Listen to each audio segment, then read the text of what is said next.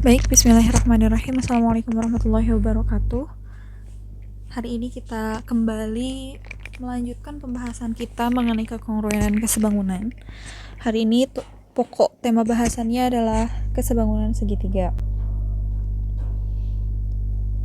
Kalau kemarin kan kita udah bahas ya tentang kesebangunan segitiga itu harus bagaimana, kemudian penerapan ya, kemudian sudah mencoba menyelesaikan beberapa soal berkaitan dengan kesebangunan segitiga gitu. Nah, hari ini kita akan bahas sebetulnya dalam kehidupan sehari-hari kesebangunan segitiga itu digunakan untuk apa gitu ya. Nah, ternyata kesebangunan segitiga ini biasanya digunakan untuk yang pertama mengukur tinggi suatu benda seperti tiang bendera, gedung, bukit, apalagi ya. Pokoknya tinggi benda aja gitu ya. Terus kalau misalkan kalian mikir ada orang yang nyebutin bahwa misalkan tinggi Monas itu sekian meter gitu, apakah itu dia ngukur gitu ya dari atas ke bawah ataukah pakai apa gitu. Nah, biasanya pakai alat yang namanya klinometer. Kalau kalian baca di buku kalian itu ada penjelasan mengenai klinometer, namun saya tidak akan bahas lebih lanjut mengenai penggunaannya. Cuman intinya klinometer itu digunakan untuk mengukur tinggi sesuatu dan menggunakan konsep kesebangunan segitiga di dalamnya gitu. Kemudian yang kedua untuk menentukan lebar sungai.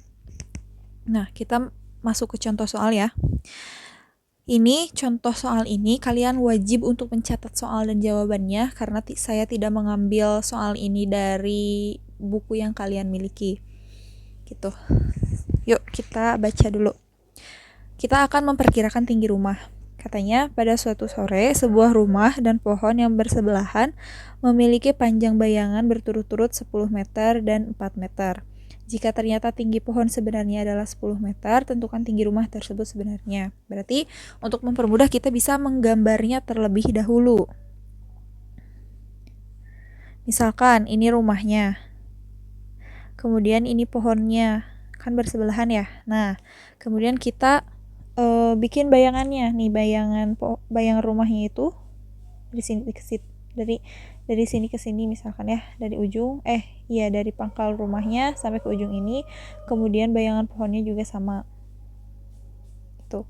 Kemudian kita tarik garis membentuk, berarti akhirnya akan membentuk segitiga siku-siku tuh. Kemudian kita tulis bayangan rumahnya itu adalah 10 meter, berarti 10 meter di sini ya. Kemudian di sini itu 4 meter. Pokoknya itu angka 4 ya, susah nulisnya. Selanjutnya, apalagi tinggi pohonnya itu ternyata adalah 10 meter. Berarti di sini kita tulis lagi 10 meter gitu. Itu 10 meter ya. Terus kita gunakan kesebangunan segitiga. Kita tentukan sisi-sisi yang bersesuaiannya. Berarti sisi yang ini, bayangan pohon itu akan bersesuaian dengan bayangan rumah yang 10 meter. Berarti bisa kita tulis 4/10 itu harus sama dengan tinggi pohon per tinggi rumah. Tinggi pohonnya berapa? 10. Tinggi rumahnya berapa? Kita tuliskan X gitu ya. Habis ini apa? Kali silang seperti biasa. 4 kali X berarti 4X sama dengan 10 kali 10 itu 100. Berarti X-nya itu adalah 100 dibagi 4 sama dengan 25 meter. Jadi tinggi rumahnya adalah 25 meter gitu ya. Selanjutnya, ini mah udah ada gambarnya. Memperkirakan tinggi pohon. Ini agak berbeda dengan soal sebelumnya, tapi konsepnya sama.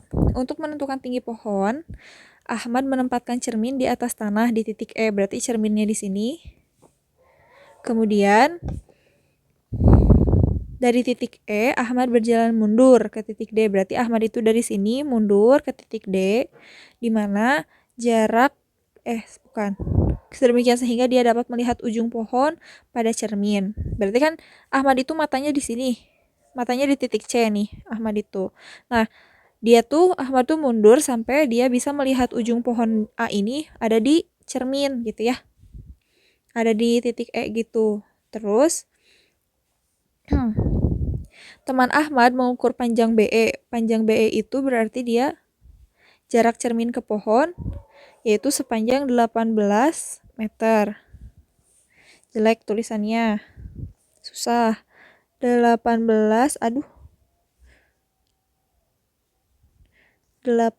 meter ya. Gak kelihatan. 18 meter. Tuh. Terus titik ED itu 2,1, EKD itu 2,1. Itu teh 2,1 pokoknya ya. Dan ketika berdiri jarak mata Ahmad ke tanah yaitu CD itu 1,4. Berarti di sini 1,4 gitu.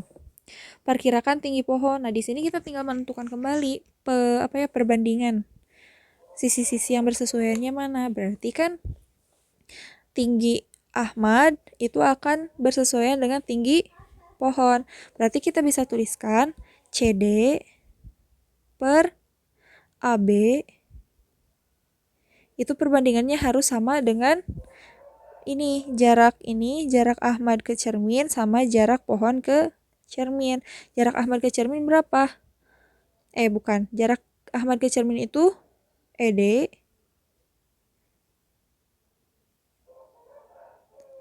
per jarak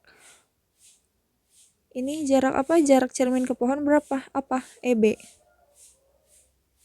Nah, gitu. CD-nya berapa? CD-nya itu 1,4. AB-nya itu ditanyakan karena tinggi pohon sama dengan ED-nya itu 2,1 per EB 18. Nah, seperti biasa kita tinggal kalikan. 1,4 kali 18 berapa? 1,4 kali 18 itu ternyata hasilnya adalah 25,2. Sama dengan AB kali 2,1 ya 2,1 AB dong. Nah, berarti AB-nya berapa? AB-nya itu adalah 25,2 dibagi 2,1. Itu hasilnya adalah 12. 12 apa? 12 meter ya. Berarti tinggi pohonnya itu adalah 12 meter.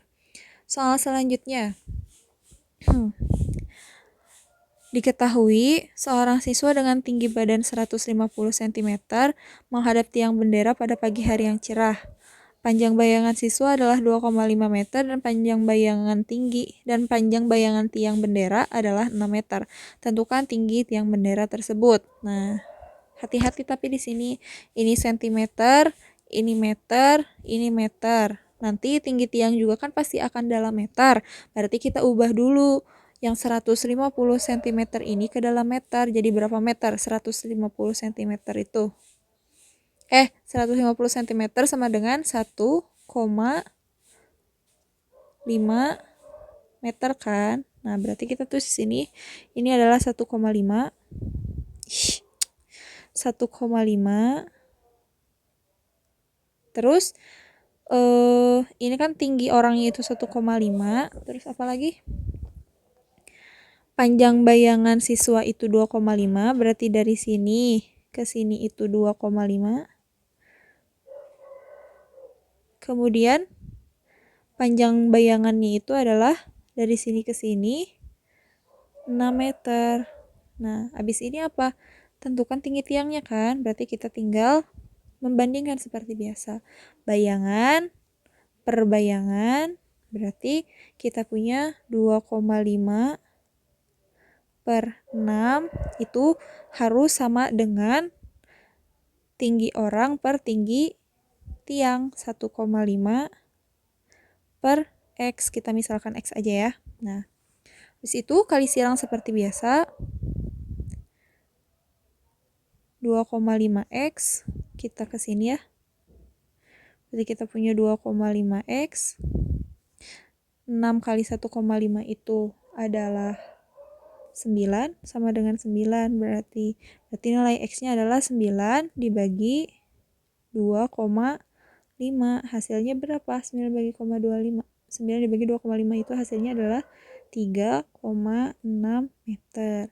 Berarti tinggi tiang bendera sebenarnya adalah 3,6 meter gitu.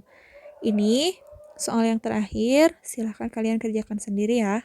Wajib dikerjakan, wajib dikumpulkan juga. Oh iya, saya ingin mengingatkan sebetulnya ketika ada tugas untuk mencatat materi dari video, itu bukan hanya rangkuman atau bukan hanya awalnya saja, tapi kalian wajib untuk menulis dari awal sampai akhir. Contoh soalnya kalian tulis.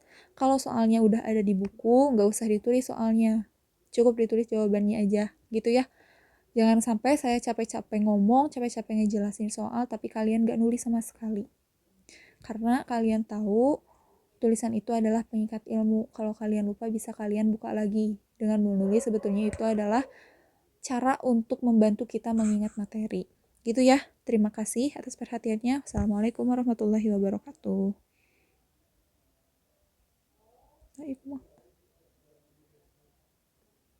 Ih, itu bisa di stop.